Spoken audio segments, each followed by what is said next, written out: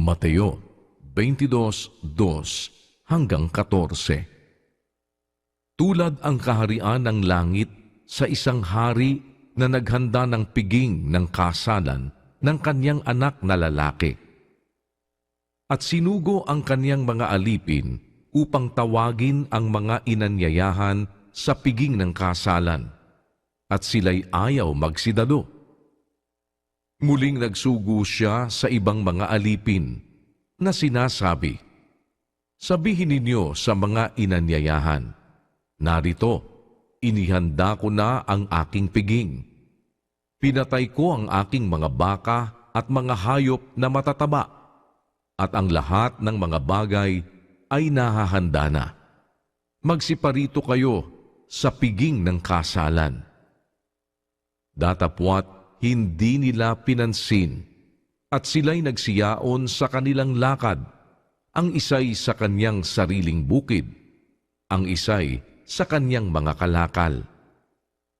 At hinawakan ng mga iba ang kanyang mga alipin, at sila'y dinuwahagi at pinagpapatay.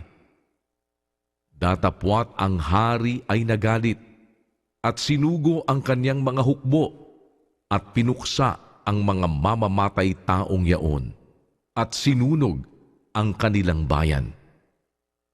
Nang magkagayoy, sinabi niya sa kanyang mga alipin, "Nahahanda ang kasalan, ngunit hindi karapat-dapat ang mga inanyayahan.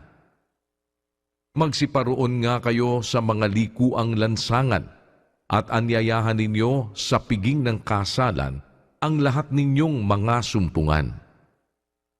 At nagsilabas ang mga aliping yaon sa mga lansangan, at kanilang tinipon ang lahat nilang nangasumpungan, masasama at mabubuti, at napuno ng mga panauhin ang kasalan.